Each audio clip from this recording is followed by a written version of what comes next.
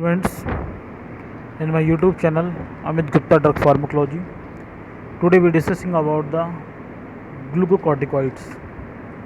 Glucocorticoids नाम ही बता रहा है, ग्लूकोकॉर्टिकॉइड्स यानी वो ड्रग, वो ग्लूकोज को मेटाबॉलिज्म करने वाले वो हार्मोन्स जो कि आपके कॉर्टिकोइड्स पोर्शन से रिलीज होते हैं, यानी cortex portion of the kidney से रिलीज होते हैं, वो क्या है? ग्लूकोकॉर्टिकॉइड्स हैं। ठीक है, तो हम ग्लूकोकॉर्टिकॉइड्स की बात कर रहे थे। यानी ग्लूकोकॉर्टिकॉइड्स यानी कि दोज हार्मोन्स या those hormone depressions that are released from the cortex portion of the adrenal kidney यानी cortex portion of adrenal glands are called glucocorticoids hormones। ठीक है, तो ग्लूकोकॉर्टिकॉइड्स हार्मोन्स वो हैं जो कि आपके एडिनल कॉर्टेक्स ऑफ किडनी से एडिनल ग्लैंड की कॉर्टेक्स पोर्शन से जो रिलीज होते हैं, that is the glucocorticoids hormones. और ग्लूकोकॉर्टिकॉइड्स जो हार्मोन्स रिलीज हो रहे हैं, एडिनल ग्लैंड कहाँ होती है? Adrenal gland is the upper part of the kidney present होती है, वहाँ से रिलीज होती हैं। आपने ये एनाटॉमी फिजियोलॉजी में पढ़ा होगा। तो स्टार्ट करते हैं glucocorticoids. The adrenal cortex secretes steroidal hormones which have a glucocorticoids and mineral corticoid and weakly androgenic activities. ठीक है, तो ये तीन टाइप की प्रॉपर्टी होती है, ग्लूकोकॉर्टिकॉइड्स भी होती है, मिनरल कॉर्टिकॉइड्स भी होते हैं, और एंडोजेनिक एक्टिविटी कुछ होती है लेकिन बिगली होती है। Conventionally the terms corticosteroids, the corticoid include the natural mineral corticoids and their synthetic analogs। ठीक है, तो इसको corticoid टर्म दिया गया क्योंकि ये आपका कॉर्टेक्स ऑफ किडनी से रिलीज होता है, कॉर्टेक्स जिसमें आपका नेचुरल ग्लूको मिनरल कॉर्टिकॉइड्स भी आते हैं, साथ में इसके सिंथेटिक डेरिवेटिव कंपाउंड एनालॉग्स होते हैं, वो भी आपके कॉर्टिकोस्टेरॉइड्स में आ जाते हैं। बेसिकली आपके सिलेबस में जो है ग्लूकोकॉर्टिकॉइड्स है। मैं आपको क्लियर कर दूँ इससे पहले कि जो आपके ग्लूकोकॉर्टिकॉइड्स हैं, मिनरल कॉर्टिकॉइड्स यानी कि वो हार्मोन जो कि आपके बॉडी में इलेक्ट्रोलाइट्स की कंसंट्रेशन को रेगुलेट करते हैं, वो क्या है? मिनरल कॉर्टिकॉइड्स हैं, जैसे कि एल्डोस्टेरोन्स। और आपका जो ग्लूकोकॉर्टिकॉइड्स है, ये आपका वो हार्मोन है जो आपके मेटाबॉलिक रिएक्शन को कंट्रोल करता है, जैसे कार्बोहाइड्रेट मेटाबॉलिज्म को, प्रोटीन मेटाबॉलिज्म को, फैट मेटाबॉलिज्म को, और अदर फंक्शन भी होते हैं। तो आपके सिलेबस में पहले है फिजियोलॉजिक यूज़ ऑफ ग्लूकोकॉर्टिकॉइड या फिजियोलॉजिकल एक्शन ऑफ ग्लूकोकॉर्टिकॉइड्स क्या है। नंबर फर्स्ट क्या है? Carbohydrate and protein metabolism. Glucocorticoid promote the glycogen deposit in the livers by inducing a hepatic glycogen synthases enzymes and promote gluconeogenesis. ठीक है, तो जो glucocorticoids हैं वो क्या करेंगे? ग्लाइकोजन को डिपोजिशन करेंगे लीवर में आपका ज़्यादा अमाउंट में ग्लाइकोजन डिपॉजिट होगा bye inducing a hepatic glycogen syntheses enzyme, और साथ में ग्लूकोनियोजेनेसिस को प्रमोट करते हैं, यानी कि जो अदर देन ग्लूकोज कोई सब्सटेंस है उससे ग्लूकोज का फॉर्मेशन को ये प्रमोट करेंगे। They also cause protein breakdown and amino acid mobilisation from the peripheral tissue. इसके अलावा ये प्रोटीन को ब्रेकडाउन करते हैं, और अमीनो एसिड्स होते हैं जो डिफरेंट पेरिफेरल टिश्यू में हैं, उसको ये amino acid mobilise from peripheral tissue से उसको भी मतलब ब्रेकडाउन करना स्टार्ट कर देते हैं।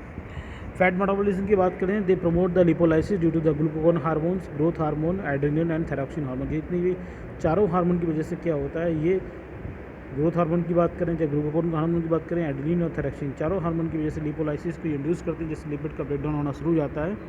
And CMP induce breakdown of triglyceride also enhance. ठीक है, कैल्शियम मेटाबॉलिज्म की बात करें तो glucocorticoid inhibit the intestinal absorptions and enhance the renal excretion of calcium. यानी ग्लूकोकॉर्टिकॉइड की वजह से क्या होगा कि जो आपका किडनी से जो है इंटेस्टाइन से जो आपका एब्जॉर्प्शन होता है वो कैल्शियम का, वो आपका कम हो जाएगा, और enhance the renal excretion of calcium, और रीनल यानी किडनी से आपके एक्सक्रीशन ऑफ कैल्शियम अमाउंट को ये बढ़ा देते हैं। यानी एक तरह से ब्लड के अंदर कैल्शियम अमाउंट कम हो जाएगा, क्योंकि जो आपकी GIT है यानी कि इंटेस्टाइन है उससे एब्जॉर्ब नहीं हो पा रहा है, और साथ में रीनल एक्सक्रीशन इसका बढ़ जाता है। Loss of osteoid decrease the formations and increase the resorption, यानी जो बोन का फॉर्मेशन कम हो जाता है। ऑस्टियोइड लॉस ऑफ ऑस्टियोइड मतलब क्या हुआ कि फॉर्मेशन जो हो रहा है कैल्शियम या बोन्स का कम हो रहा है, और बोन के अंदर जो कैल्शियम या फास्फेट आयन से उनका रिजॉर्प्शन ज़्यादा हो रहा है, जो कि बाद में कंडीशन ऑस्टियोपोरोसिस जैसी हो जाती है। Directly result in the loss of calcium from the bone, producing negative calcium balance and also produce osteoporosis like conditions. ठीक है, तो कैल्शियम मेटाबॉलिज्म में क्या रोल पड़ेगा कि ये आपके इंटेस्टाइन से कैल्शियम के एब्जॉर्प्शन कम कर देते हैं, साथ में आपका किडनी से एक्सक्रीशन ऑफ कैल्शियम अमाउंट को बढ़ा देते हैं, जिसकी वजह से बोन फॉर्मेशंस कम हो जाएगा, decrease formation and increase the resorptions of calcium from the bones, ठीक है। इसकी वजह से कैल्शियम की कमी हो जाती है बोन्स के अंदर and negative calcium balance indicate हो जाता है। CNS की बात करें, सेंट्रल नर्वस सिस्टम में, इस पर क्या इफेक्ट पड़ता है, तो माइल्ड डिप्यूरिया, कुछ आपको अच्छा फीलिंग होगी, बेल फीलिंग होगी, it's quite common with pharmacological dose of glucocorticoid किसी भी पेशेंट को दिया है, किसी भी डिसऑर्डर का पेशेंट है, तो उसको शुरुआत में जैसे ही हम उसको डोज देंगे तो इप्योरिक फीलिंग आएगी, बेल फीलिंग आती है। This is directly effect on brain independent on relief of disease symptoms, that's का डायरेक्टली इफेक्ट आपके ब्रेन में पड़ेगा, जो डिसीज़ के सिम्टम्स है उससे आपको रिलीफ मिलेगा, ऐसा महसूस होगा। Something progress to cause increase the motor activity body की बढ़ जाती है, इंसोनीमिया नहीं आएगी, अच्छा, और हाइपोमेनिया और डिप्रेशन जैसी पेशेंट बन जाती है, थोड़ा सा डिप्रेस होगा मूड, यानी कि हाइपर एक्टिव मूड नहीं हो पाएगा। स्टमक की बात करें तो secretion of gastric acid and pepsin is increase by the aggravate of the peptic ulcer, यानी कि ग्लूकोकॉर्टिकॉइड की वजह से क्या होगा, स्टमक से एसिड और पेप्सिन का रिलीज बढ़ जाएगा, जिसके कारण अगर लॉन्ग टाइम तक रिलीज होगा तो ये अल्सरेशन के कारण बन सकते हैं। Lymphoid tissue and blood cells की बात करें तो glucocorticoids increase the number of RBC, platelets, neutrophils in the circulation. Glucocorticoid की वजह से RBC का नंबर ऑफ RBC, प्लेटलेट्स और न्यूट्रोफिल तीनों ही आपके सर्कुलेशन में बढ़ जाएंगे। The decrease the lymphocyte, eosinophils and basophil, लेकिन ये लिम्फोसाइट्स, इसिनोफिल्स और बेसिनोफिल्स के अमाउंट को ये कम कर देते हैं, जो कि ल्यूकोसाइट्स हैं। इन्फ्लेमेटरी रिस्पांस में इनका बहुत इफेक्ट होता है, इन्फ्लेमेटरी रिस्पांस से इफेक्ट होने के कारण ही ये आपके ग्लूकोकॉर्टिकॉइड्स आजकल बहुत ज़्यादा यूज़ होते हैं, जिन्हें हम स्टेरॉइड्स भी कह सकते हैं एक तरह से। Irrespective the type of injury and insult the attending the inflammatory response is suppressed by the glucocorticoids, क्योंकि जितनी भी इंजरी या कोई टाइप की इंजरी या फिर कोई रिस्पॉन्स है जो हमें हार्मफुल लग रहा है, तो उसकी जितनी इन्फ्लेमेटरी रिएक्शन होती है सबको सप्रेस करने का काम किसका होता है, ग्लूकोकॉर्टिकॉइड्स। इन्फ्लेमेटरी रिएक्शन जहाँ सप्रेस होती है वहीं हमें वेल फीलिंग होती है, हमें उस डिसीज से थोड़ा सिम्टमिक रिलीफ मिल जाता है। This is the basis of the most of their clinical use, इसलिए ये आजकल सबसे ज़्यादा क्लिनिकल यूज़ होती है, क्योंकि जितनी भी इन्फ्लेमेटरी कंडीशन है सबको ही सप्रेस कर देता है। आप बताएंगे आगे कैसे कैसे इन्फ्लेमेटरी कंडीशन में यूज़ होते हैं। Glucocorticoid interfere at the several step in the inflammatory response, बहुत सारी स्टेप्स हैं जहाँ पे इन्फ्लेमेटरी रिस्पॉन्स में ये अफेक्ट करेगा। But the most important overall mechanism appear to be a limitation to of recruitment of the inflammatory cell at the local site, लेकिन most important function क्या होता है, ये जो रिक्रूटमेंट हो रहा है, जहाँ पर आपकी इंजरी हुई है वहाँ पर रिक्रूटमेंट जो होता है इन्फ्लेमेटरी सेल्स का, उसको ये रोक देते हैं, यानी कि इन्फ्लेमेटरी सेल्स आपकी साइट ऑफ इंजरी पे नहीं पहुँच पाती है। And the production of pro inflammatory mediators like a prostaglandin, leukotriene LT मतलब ल्यूकोट्राइन, PG मतलब प्रोस्टाग्लैंडिन, PF मतलब platelet activating factors, through the indirect inhibition of phospholipase A2 enzyme. ये फास्फोलाइपेज A2 एंजाइम को इनहिबिट करते हैं, जो मैंने आपको पहले बताया था प्रोस्टाग्लैंडिन में, एस्प्रिन में बताया था। जैसे आपने एस्प्रिन पढ़ी होगी या नेसेट्स पढ़ाए होंगे तो मैंने उसमें एक साइकिल पढ़ाई थी आपको, जिसमें फास्फोलाइपेज A2 एंजाइम रिलीज होने की वजह से क्या होता है, आर्चिडोनिक एसिड्स होता है वो आपका एसिडोनिक एसिड का प्रोडक्शन हो जाता है, और एसिडोनिक एसिड बाद में आपके प्रोस्टाग्लैंडिन ल्यूकोट्राइन कंबॉक्सिन को सिंथेसिस करता है। लेकिन ये जो कॉर्टिकोस्टेरॉइड्स होते हैं, ये ग्लूकोकॉर्टिकॉइड्स क्या करते हैं, ये फास्फोलाइपेज A2 एंजाइम को ही इनहिबिट कर देंगे, जिसकी वजह से क्या होता है, एसिडोनिक एसिड नहीं बनेगा। जब एसिडोनिक एसिड नहीं बनेगा तो उसके बाद में जो इन्फ्लेमेटरी प्रोडक्ट बनते थे वो भी फॉर्मेशन होना रुक जाएंगे, यानी कि ना प्रोस्टाग्लैंडिन बनेगा, ना ही ल्यूकोट्राइन बनेगा, ना ही प्लेटलेट एक्टिवेट फैक्टर बनेंगे, जिसकी वजह से इन्फ्लेमेशन सप्रेस हो जाता है। यही कारण है कि जितने भी आपके ग्लूकोकॉर्टिकॉइड्स हैं, जितने भी आपके कॉर्टिकॉइड्स हैं, वो मेनली आपकी इन्फ्लेमेटरी कंडीशन को सप्रेस करते हैं, और इसका बहुत ज़्यादा आजकल क्लिनिकल यूज़ है। Immunological allergic response, glucocorticoids impair the immunological competence and they suppress the all type of hypersensitive reactions and allergic phenomena. इसके अलावा जितने भी आपके हाइपर सेंसिटिव रिएक्शंस अपीयर हो रहे हैं किसी ड्रग के कारण, या फिर एलर्जिक फिनोमेना कोई आ रहा है, वही एलर्जी रिएक्शंस हो रही हैं, वो सभी सप्रेस कर देती हैं। कौन, इम्यूनोलॉजिकल रिएक्शन होती हैं वही सप्रेस हो जाएंगी, एलर्जी रिएक्शन भी सप्रेस हो जाएंगे by the use of glucocorticoids. तो ये आपके फिजियोलॉजिकल रोल्स हो गए। क्लासिफिकेशन बात करें जो ड्रग आजकल यूज़ हो रही हैं, सबसे पहले हाइड्रोकॉर्टिसोन जिसे हम कॉर्टिसोल बोलते हैं, ये शॉर्ट एक्टिंग बायोलॉजिकल्स ड्रग्स है। इंटरमीडिएट एक्टिंग कौन कौन सी हैं, प्रेडिनिसोल है, मिथाइलप्रेडिनिसोल है, मिकानोजोल है, और डेफालोजुक्वार्ड है। इसके अलावा लॉन्ग एक्टिंग जो है वो आपका डेक्सामेथासोन, बीटामेथासोन है। ये क्लासिफिकेशन हो गया। एडवर्स इफेक्ट की बात करें, जो एडवर्स इफेक्ट आपके सिलेबस से पूछे गए हैं, तो प्रोलॉन्ग थेरेपी अगर इसकी दें तो बहुत सारे एडवर्स इफेक्ट ऑब्जर्व हो सकते हैं, बहुत सारे ऑब्जर्व इफेक्ट हमें सीन होंगे। नंबर फर्स्ट, कॉजिंग हैबिट्स में जो होती हैं, जिसमें क्या होता है, कैरेक्टरिस्टिक अपीयर राउंडेड फेस, जैसे कि किसी का भी फेस जो है बहुत राउंडेड हो गया है। नैरो माउथ, माउथ बहुत छोटा हो जाता है। सुप्रा कैलिकुलर हम्प, यानी जो आपका सुप्रा कैल्विकल जो आपका है, यहाँ पर आपका जो आपका कंधा जो आपका शोल्डर जॉइंट होता है, वहाँ पर आपका वो पोर्शन काफ़ी ज़्यादा ओवरग्रोथ कर जाएगा।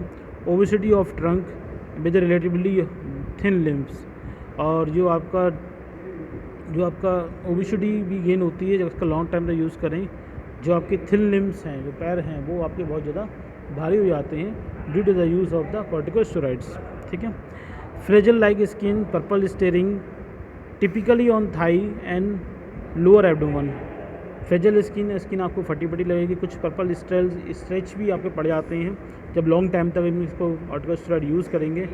मेनली ऑन थाई पोर्शंस पे और लोअर एब्डोमेन में। लोअर एब्डोमेन और थाई पोर्शन पे क्या होंगे, पर्पल स्ट्रेच पड़ जाते हैं। फ्रेजिबल स्किन एंड पर्पल स्ट्रेच पड़ जाते हैं जो ऑन द थाई पोर्शन पे और लोअर एब्डोमेन में। इजी ब्रोजिंग एंड, ठीक है। और हिस्ट्रिज्म मतलब क्या, ओवरग्रोथ ऑफ हेयर भी हो जाती है। हिस्ट्रिज्म का मतलब क्या होता है, ओवरग्रोथ ऑफ हेयर का बहुत ज़्यादा बढ़ जाना। इसके अलावा नंबर 3 हाइपरग्लाइसीमिया कंडीशन बन जाती है। अगर लॉन्ग टाइम तक यूज़ करते हैं, मे बी ग्लाइकोसूरिया यानी ग्लूकोज का अमाउंट आपका यूरिन में भी आने लगेगा। और प्रेसिपिटेटेड डायबिटीज यानी डायबिटिक कंडीशंस आना जाना चल जाता है, इस तरह कंडीशन बन जाती है। मस्कुलर वीकनेस और प्रॉक्सिमल वहीं शोल्डर, आर्म, पेल्विस और thigh muscles are primarily affected होती है। मसल्स भी वीक हो सकती हैं अगर लॉन्ग टाइम तक हम इनको यूज़ करेंगे। किसको, कॉर्टिकोस्टेरॉइड। क्यों वीक होंगी आप पहले ये बताइए। क्योंकि कैल्शियम का एब्जॉर्प्शन प्रॉपर तरीके से, जो कैल्शियम की डिफिशियंसी हो जाएगी तो मसल्स भी क्या हो जाती हैं, वीक हो जाती हैं। स्पेशली प्रॉक्सिमल जो मसल्स होंगी, जो आपकी शोल्डर है, आर्म्स है, पेल्विक है, थाई की है, वो प्राइमली अफेक्टेड होती हैं। और मायोपैथी भी ऑकेजनली हो सकता है due to the deficiency of calcium in the muscles. जब कैल्शियम की कमी हो जाएगी मसल्स के अंदर तो ऑटोमेटिक क्या, मसल्स प्रॉपर तरीके काम नहीं करेंगी, तो मायोपैथी और मसल्स वीकनेस जैसी प्रॉब्लम ऑब्जर्व होती है after long term use of the glucocorticoids. Susceptibility जो है इन्फेक्शन ससेप्टिबिलिटी बढ़ जाती है, क्योंकि ये जितने भी ग्लूकोकॉर्टिकॉइड्स होती हैं अगर लॉन्ग टाइम तक यूज़ किया है तो हमारी जो इम्यून सिस्टम होता है उसको सप्रेस कर देते हैं। इम्यून सिस्टम इतना एक्टिवेट नहीं हो पाता है। जब इम्यून सिस्टम सप्रेस हो गया तो किसी टाइप का इन्फेक्शन होगा वो आपका जल्दी हो जाएगा। जल्दी मतलब एकदम बॉडी उसे रेजिस्टेंट नहीं कर पाएगी। बहुत ज़्यादा बॉडी जो होती है वो ससेप्टेबल हो जाती है अगेंस्ट द इन्फेक्शन, क्योंकि इन्फेक्शन के साथ में वजह ससेप्टेबल हो जाती है, इन्फेक्शन तुरंत हो जाता है। क्योंकि हमारी बॉडी का जो है, जो इम्यून सिस्टम है वो आपका बहुत ज़्यादा सप्रेस हो जाता है due to the long term of use of corticosteroids. तो ससेप्टिबिलिटी टू द इन्फेक्शन बढ़ जाता है। तो this is the non specific for all type of pathogenic organism. Delay healing of wounds and surgical incisions, जितने भी surgical incisions हैं, bound चोट लगी हुई है, उसको हील करने में भी टाइम लगता है। क्योंकि आपको पता होगा जितनी बाउंड एरिया है वहाँ पर जब तक आपकी इन्फ्लेमेटरी सेल्स नहीं पहुँचेंगी तब तक वो आपका हीलिंग प्रोसेस नहीं स्टार्ट होती है। अब ग्लूकोकॉर्टिकॉइड लॉन्ग टर्म तो यूज़ कर रहे हैं तो क्या करते हैं, वो जो साइट ऑफ इन्फ्लेमेशन है, साइट ऑफ इंजरी है, तो वहाँ पर इन्फ्लेमेटरी सेल आसानी नहीं पहुँच पाएंगे। जब पहुँच नहीं पाएंगे तो वो वहाँ पर हीलिंग प्रोसेस क्या हो जाएगी, स्लो हो जाएगी, जिसकी वजह से क्या होता है, बाउंड जो होते हैं वो आपके बहुत देर में सही हो पाते हैं। सर्जिकल